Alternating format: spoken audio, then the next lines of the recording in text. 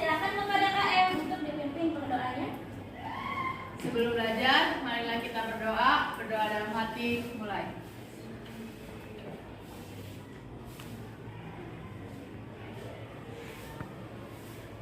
Berdoa selesai. Assalamualaikum warahmatullahi wabarakatuh. Ya, waalaikumsalam warahmatullahi wabarakatuh.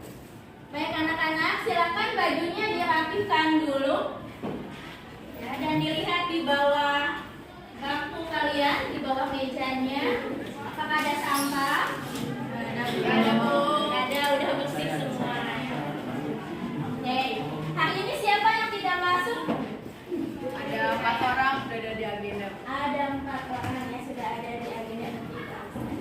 Nah, untuk meningkatkan semangat nasionalisme hari ini, ya silakan kita bersama-sama menyanyikan lagu wajib nasional. Satu Nusa, Satu Bangsa.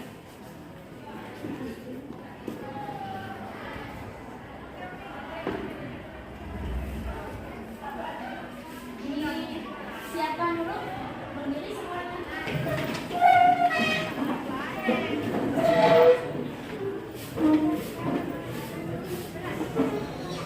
Oke, dalam hitungan ketiga kita mulai.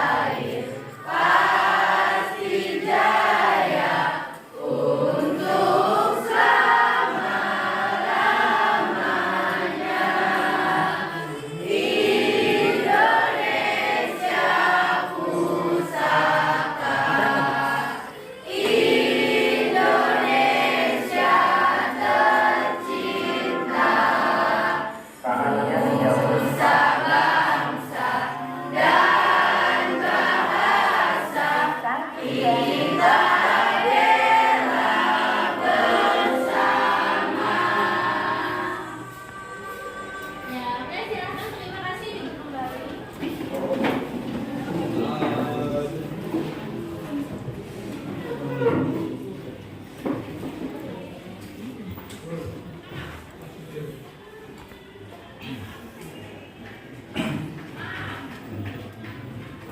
Nah, baik, semoga kita bisa mengamalkan semangat nasionalisme ini di dalam kehidupan sehari-hari. Ya. Siap belajar hari ini anak-anak? Ya, kalau gitu silakan disiapkan dulu alat tulis dan bukunya. Ibu ingatkan lagi kepada kamu untuk mengeklik link yang sudah Ibu share ke dalam grup kelas. Ya, silakan dibaca di sana sebagai bentuk kegiatan literasi kita hari ini. Sebelum masuk ke materi hari ini, Ibu ingin tanya dulu nih ke kamu ya. Adakah yang masih ingat materi minggu lalu tentang apa? Coba, ada yang masih ingat? Ya, silahkan Angga. Minggu kemarin kita membahas tentang demokrasi Pancasila. Ya, betul sekali. Minggu lalu kita sudah bahas demokrasi Pancasila. Ibu harap semuanya masih ingat ya. Nah, coba, apa sih yang dinamakan dengan demokrasi itu? Ada yang tahu? Ya, silahkan. Menurut saya, demokrasi itu melaksanakan kedaulatan dari rakyat oleh rakyat dan untuk rakyat. Ya, betul. Ada lagi? Saya, Bu. Demos dan kapos pemerintahan rakyat. Ya, betul. Berikan aplaus dulu semuanya.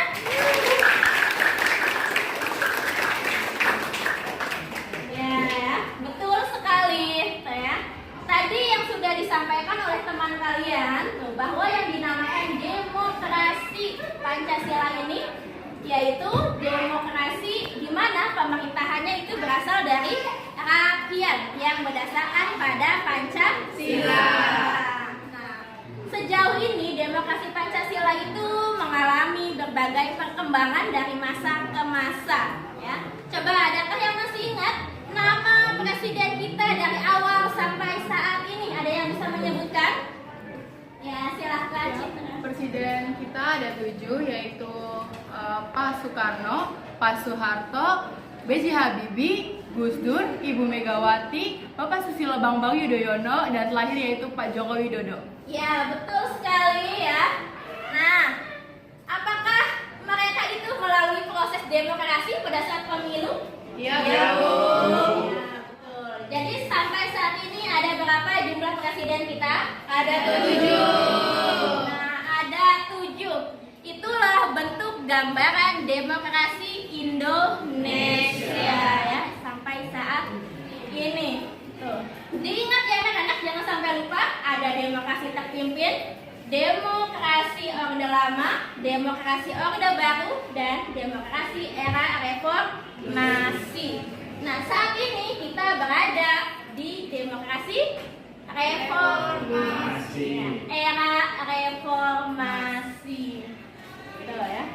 Oke, selanjutnya, nah, bagaimana yang akan terjadi apabila ya jika di dalam proses demokrasi itu pada saat pemilihan umum presiden yang pernah terjadi tahun belakangan 2014 itu ada salah satu calon pasangan presiden yang menolak hasil keputusan pemilu. Lembaga manakah yang dapat menyelesaikan kasus itu? Ada yang tahu? Mahkamah Konstitusi? Ya, betul sekali, Mahkamah Konstitusi. Berikan aplaus dulu. Nah, itulah materi yang hari ini akan kita bahas bersama ya di dalam kelas ini. Nah, adakah yang masih ingat ya di dalam Undang-Undang Dasar 45 ini pasal berapa yang mengatur tentang demokrasi? Saya, Bu. Ya. Pasal 28 Undang-Undang Dasar 1945 tentang kekuasaan berserikat, berkumpul, dan berdemokrasi. Ya, betul sekali. Berikan aplaus dulu semuanya. Ya, di dalam berdemokrasi kita juga punya jaminan di dalam Undang-Undang Dasar 45 di mana setiap warga negara itu berhak ikut serta di dalam proses pemilihan umum, ya, tanpa diwakilkan oleh siapapun. Ya, kita masuk pada materi hari ini tentang sistem hukum dan peradilan di Indonesia. Nah, kompetensi dasar hari ini yang akan kita bahas itu ada mendeskripsikan sistem hukum dan peradilan di Indonesia sesuai dengan Undang-Undang Dasar 45. Next. Tujuan pembelajaran kita hari ini. Ibu mau Ihsan untuk membacakan tujuan pembelajaran. Silakan. Aku menjelaskan pengertian hukum, tujuan hukum dan jenis penggolongan hukum dalam sistem hukum di Indonesia dengan tepat. Yang ketiga, peserta didik mampu memahami lembaga peradilan dan tingkatan peradilan nasional dengan tepat. Ya, betul ya. Itulah tujuan pembelajaran yang akan kita bahas hari ini ya bersama-sama.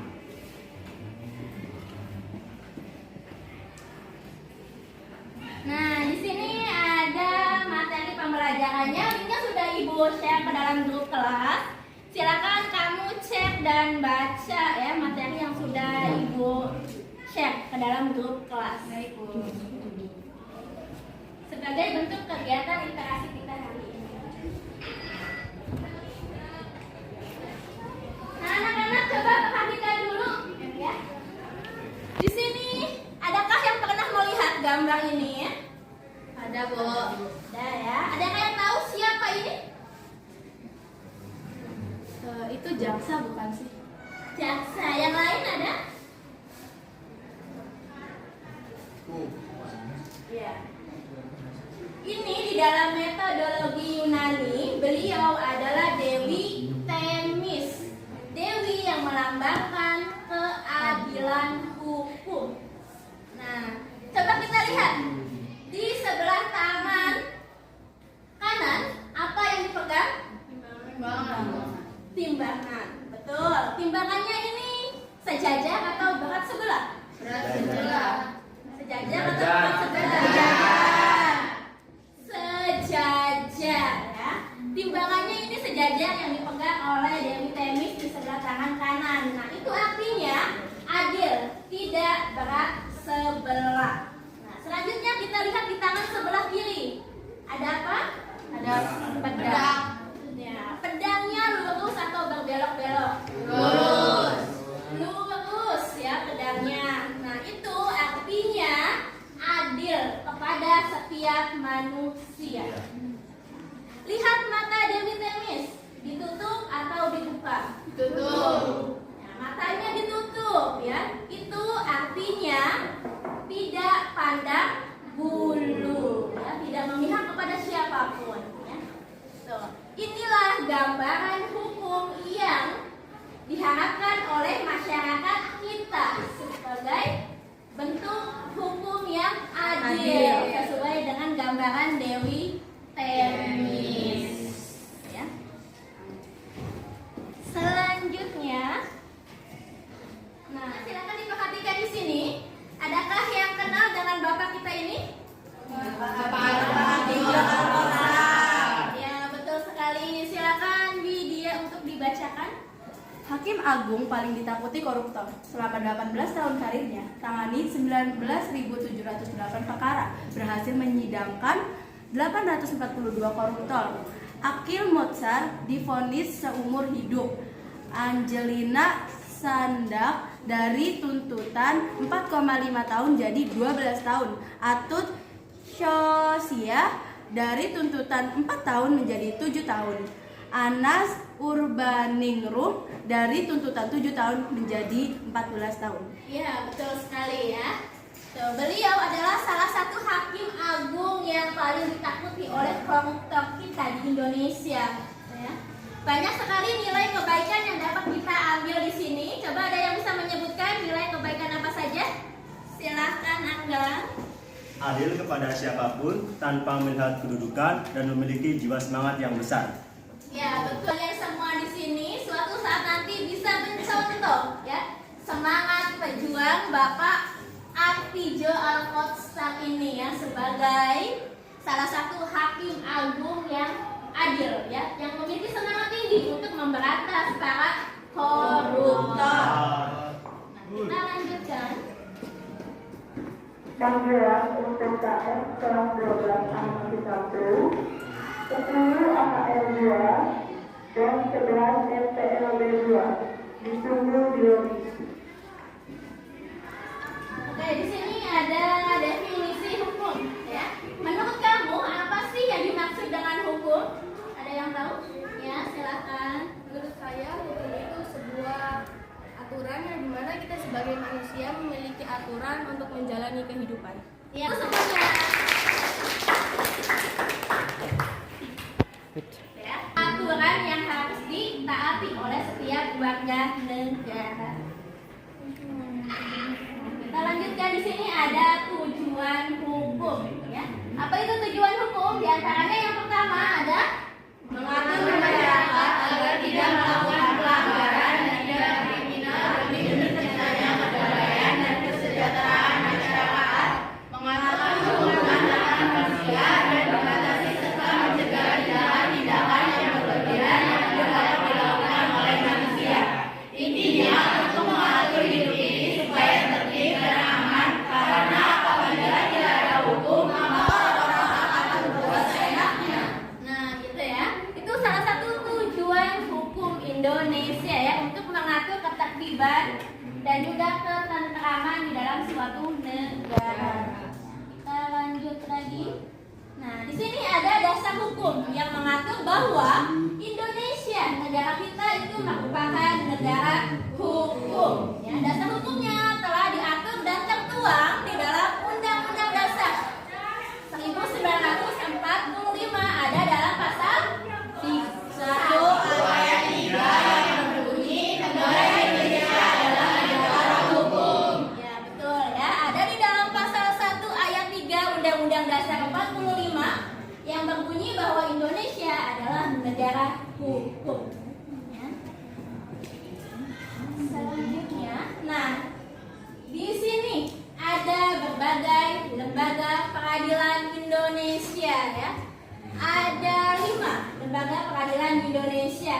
saja yang kamu ketahui? Pertama, Pengadilan Agama, Pengadilan Militer, Pengadilan Negeri, Mahkamah Konstitusi, Pengadilan PTPN. nah ya, di sini ada 5 lembaga pengadilan yang akan kita bahas bersama dengan teman kelompok kalian. Sudah punya kelompoknya? Sudah, Bu. Silakan bergabung dulu bersama dengan kelompoknya masing-masing.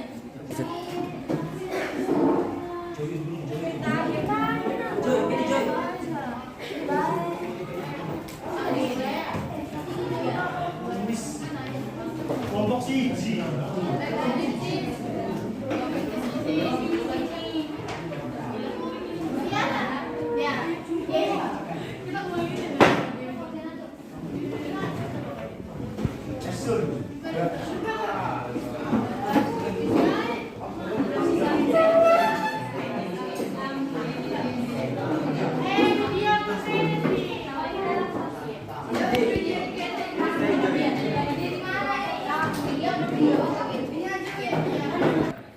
Ya, oke, udah selesai kelompoknya? Udah ada semua? Sudah, Bu. Udah ya, udah berkumpul dengan kelompoknya masing-masing. Nah, coba perhatikan dulu. Di sini ada LKPD. Ya. Silakan nanti kamu bersama dengan teman kelompoknya diisi tugasnya di dalam LKPD ini. Kalian mencari hipotesis dulu, membuat pertanyaan sementara terkait dengan kasus peradilan. Ya, nanti didiskusikan dengan teman kelompoknya. Dicari informasi sebanyak-banyaknya ya mengenai Lembaga Peradilan Indonesia. Kamu bisa cari informasi itu melalui buku, melalui handphone, internet, dan juga media lainnya ya yang beragam. Silakan. Nanti di sini ada nama kelompok, ditulis di sini nama kelompoknya. Dan satu lagi. Ini namanya apa? Sticky note. Nah, ya, speaking notes ya. Nanti silakan kamu tuliskan ya jenis hukum yang ada di Indonesia ke dalam lembaran speaking notes ini. Kalau sudah selesai nanti silakan ditempelkan ke depan ke papan tulis ya. Nah, kesini paham? Paham. Ibu akan membagikan LKPD.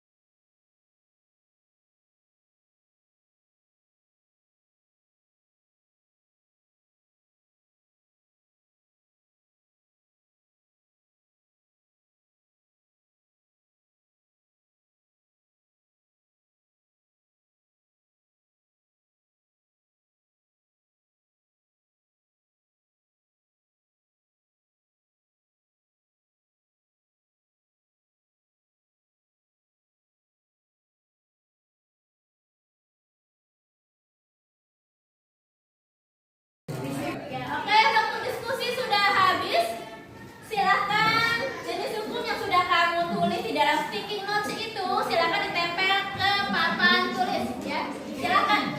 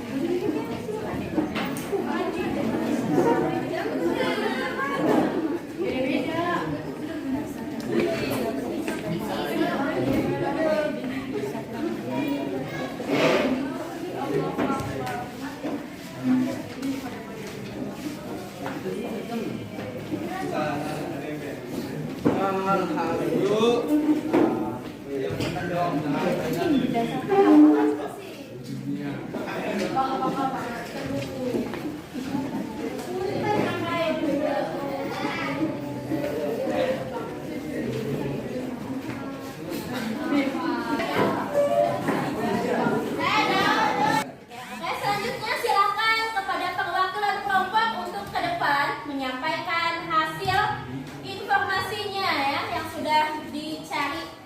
Silakan dipersilahkan.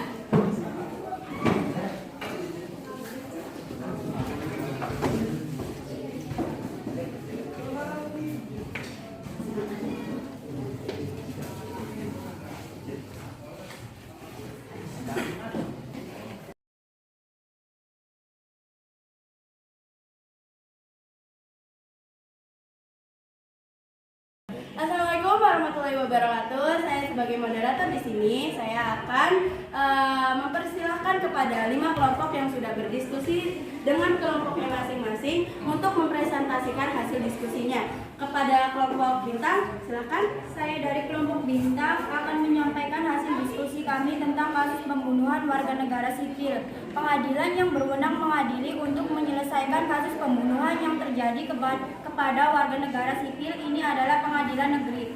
Adapun alur penyelesaian untuk kasus tersebut melalui pengadilan yang telah ditentukan, yakni ada 3 tahap, yaitu 1. Tahap penyitaan seperti investigasi, olah TKP dan otopsi. 2. Tahap penyidikan. 3. Tahap penutupan. Hasil penyidikan diberikan kepada pengadilan negeri melalui kejaksaan.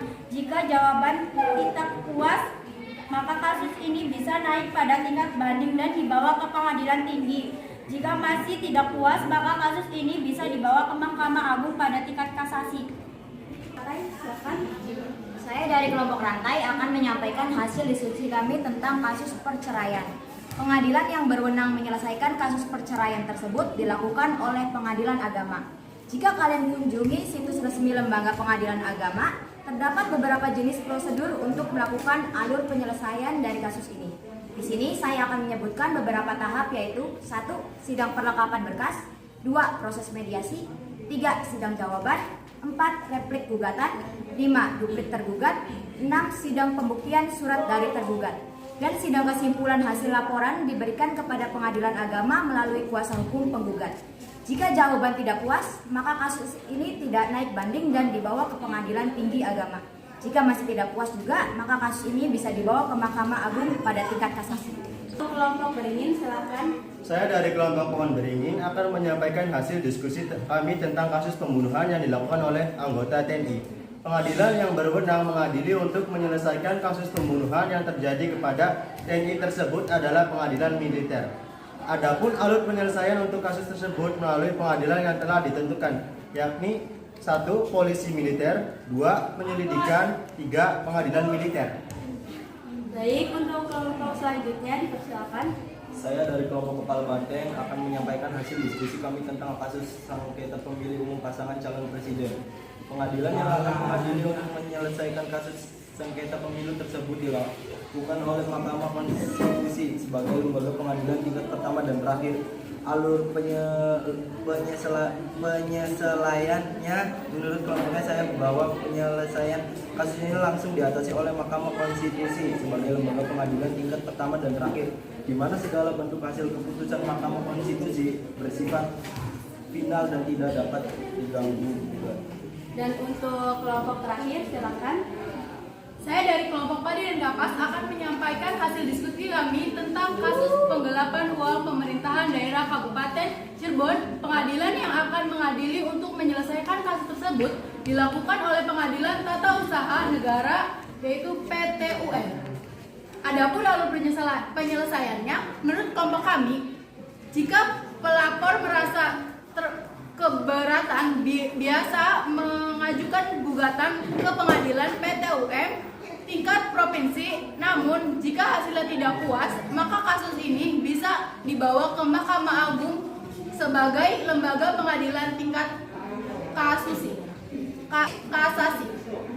Baik, sekarang adalah sesi pertanyaan. Untuk setiap kelompok bisa kalian jika ada yang ingin dipertanyakan, bisa kalian pertanyakan. Apakah ada yang ingin bertanya kepada kelompok-kelompok yang di depan? Saya ingin bertanya kepada kelompok bintang. Pertanyaannya, kasus pembunuhan berencana polisi dengan cara ditembak oleh sesama polisi, di mana pelaku polisi penembak mendapat perintah dari atasannya untuk menembak korban. Lalu bagaimana jika pelaku pembunuhan berencana tersebut adalah anggota polisi? Apa dasar hukum mengadili polisi? Apakah polisi masuk ke pengadilan militer? Baik, silakan untuk dijawab dari pertanyaan tersebut. Pasal pembunuhan berencana diatur dalam pasal 340 KUHP berbunyi, barang siapa dengan sengaja dan dengan rencana terlebih dahulu merampas nyawa orang lain diancam karena pembunuhan dengan rencana dengan pidana mati atau pidana penjara seumur hidup atau selama waktu tertentu paling lama 20 tahun. KUHP menganggap pembunuhan berencana adalah kejahatan yang sangat menyinggung asas-asas kemanusiaan yang adil dan beradab. Dasar hukum mengadili polisi tercantum dalam pasal 29 UU Kepolisian, di mana anggota kepolisian negara Republik Indonesia Polri tunduk pada kekuasaan peradilan umum. Mengenai tata cara pemeriksaannya dapat merujuk ketentuan dalam PP 3 2003. Pada prinsipnya proses peradilan pidana bagi anggota kepolisian secara umum dilakukan menurut hukum acara yang berlaku di lingkungan peradilan umum, sehingga anggota Polri tertunduk pada kekuasaan peradilan umum, bukan kekuasaan peradilan militer.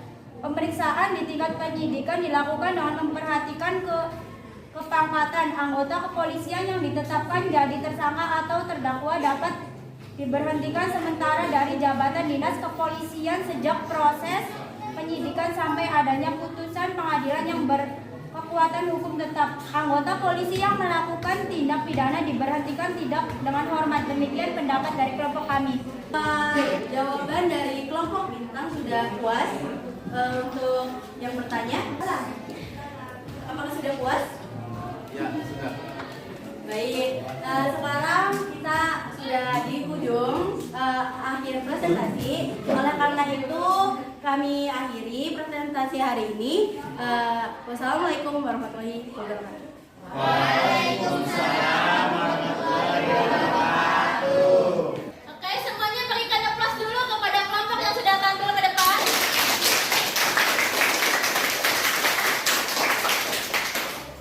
Ya, kita berada pada penghujung pembelajaran hari ini ya, pertemuan hari ini. Adakah yang bisa menyimpulkan materi kita hari ini? Siapa? Saya Bu. Silakan. Pengadilan jenis pengadilan yang ada di Indonesia adalah pengadilan militer, pengadilan negeri, pengadilan agama, pengadilan PT UN, dan Mahkamah Konstitusi. Jika masalahnya berbeda, maka penyelesaiannya pun berbeda. Ya, betul sekali ya. Kita dilihat dulu dari jenis masalahnya ya. Tergantung masalah itu beda lagi jenis pengadilan yang akan mengatasi kasus tersebut. Nah, sampai sini sudah paham semuanya? Sudah, Bu. Oke, kalau gitu, Ibu ingin mengetahui seberapa paham kamu terkait materi yang sudah kita bahas hari ini ya. Ibu sudah siapkan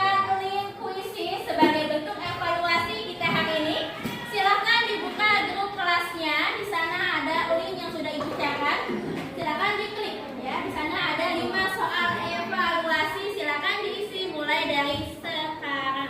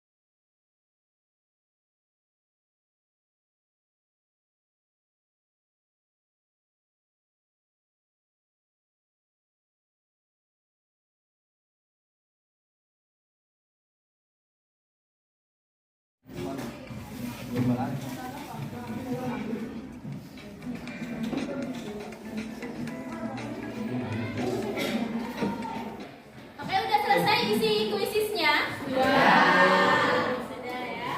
Nih ya, setelah kamu mengisi kuisis, nanti nilainya sudah otomatis muncul di situ ya. Nah, untuk minggu pertama kita akan berjumpa kembali mengenai materi hukum internasional. Silakan untuk tugas di rumah ya, kamu baca materi hukum internasional yang ada pada halaman 80 hingga 83. Ya, nanti kamu sebagai tugas di rumah dibaca materinya sebagai literasi kegiatan kita di pertemuan yang akan datang.